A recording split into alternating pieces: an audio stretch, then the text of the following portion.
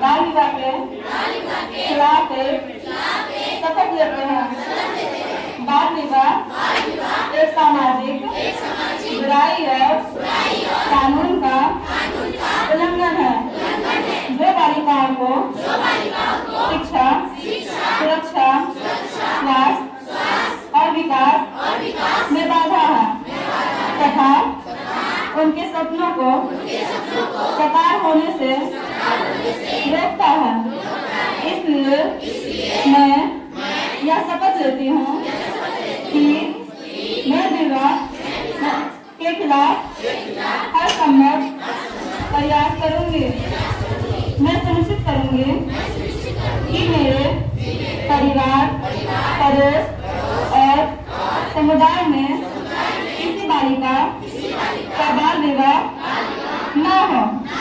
मैं बाल विवाह के किसी भी प्रयास की सूचना पंचायत और सरकार को दूंगी।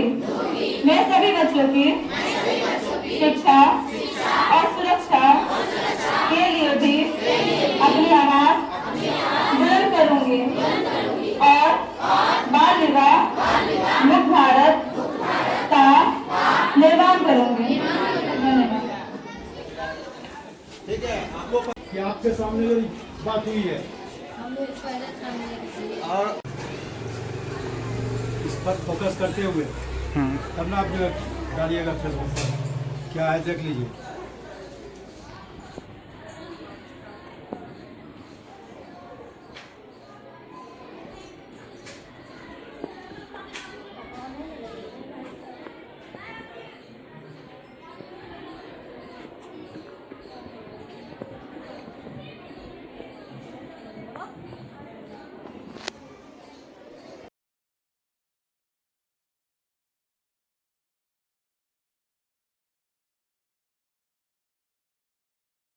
यदि कोई महिला है और पहली बार मां बनती है तो सरकार उसको प्रधानमंत्री मातृ बंधन योजना के तहत से 5,000 की राशि देता है।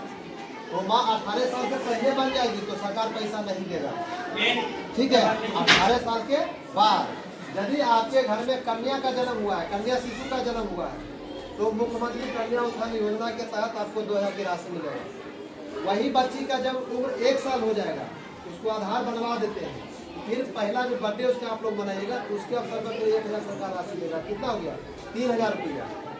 उसके बाद जब बच्ची 2 वर्ष पूर्ण कर जाती है और प्रथम चरण का टीकाकरण पूर्ण हो जाता है तो स्वास्थ्य विभाग की ओर से 2,000 की राशि दिया जाता है।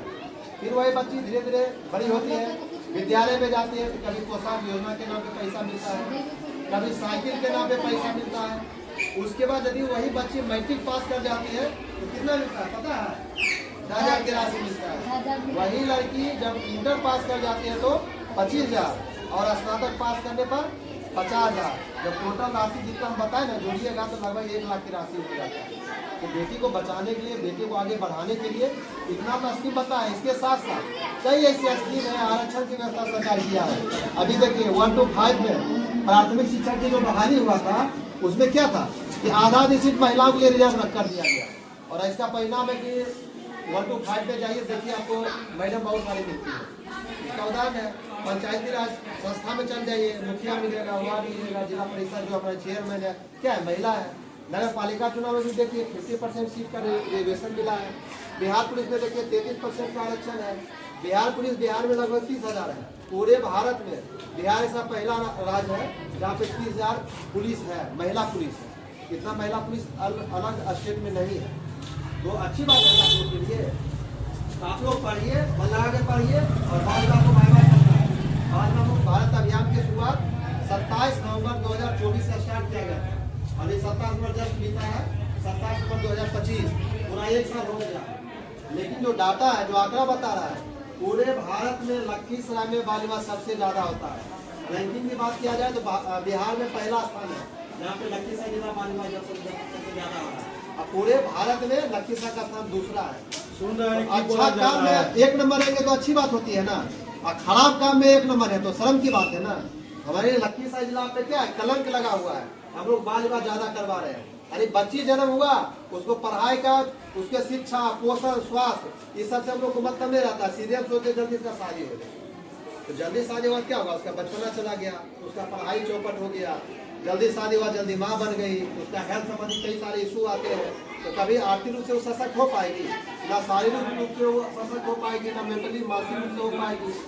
इसलिए बेटियों को बचाना है, बेटी को बचा के पढ़ाना है। पढ़ाना मतलब बेटी को सशक्त करना है, उसको आत्मनिर्भर बनाना है। इसलिए हम लोग बाल विवाह संकल्प लेंगे, क्रिया खाएंगे, हम लोग बाल विवाह ना करेंगे, ना किसी को करने के लिए देंगे। यदि ऐसा किसी प्रकार का सूचना आता है तो प्रशासन को देंगे। जैसे मान लीजिए विद्यालय में किसी का सहेली का शादी लग रहा है पहले, तो सर को बता देना है कि सर फलाना का शादी लग रहा है, तो सर उस पर कार्रवाई करेंगे। सर अपना स्तर से प्रशासन को जानकारी देंगे, या ग्राम पंचायत में है तो हम क्या कर सकते हैं, नगर पालिका में है तो वार्ड को जानकारी दे सकते हैं। कोई सुनने वाला नहीं है, 181 है, महिला हेल्पलाइन है, चाइल्ड हेल्पलाइन है, 1098 है, उस पर शिकायत कर सकते हैं। जो भी बताने वाले लोग हैं उनकी पहचान पूरी तरह से गोपनीय रखा जाएगा, ये नहीं बताया जाएगा फल्ला ने जानकारी दिया है, ठीक है।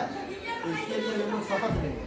तो ये अच्छा मुहिम है, इसमें आप लोग की सहभागिता है। सर का विशेष में धन्यवाद देना चाहूँगा कि सर ने हमें मौका दिया है, और इतना बच्ची लोग जानी है कि शादी करने का कम से कम कितना है पता है? लड़की है तो 18 साल, 18 साल से पहले शादी नहीं कर सकते हैं, लड़का है तो 21 साल। और दोनों में से जो एज निर्धारित है उस एज से पहले यदि किसी का भी शादी होता है तो कानूनन रूप से आप अपराध कर रहे हैं, और जो कानून का उल्लंघन करता है क्या होता है, उसमें कानूनी कार्रवाई होता है ना। बिहार में भी शराब बंद है, कोई पीते हुए पकड़ाया जाता है, क्या होता है, जेल जाना पड़ता है।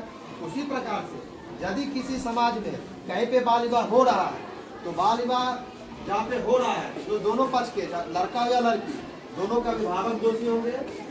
जिस मैरिज हॉल में शादी हो रहा है, जिस संस्थान में हो रहा है, वहाँ के जो मालिक हैं वो दोषी होंगे।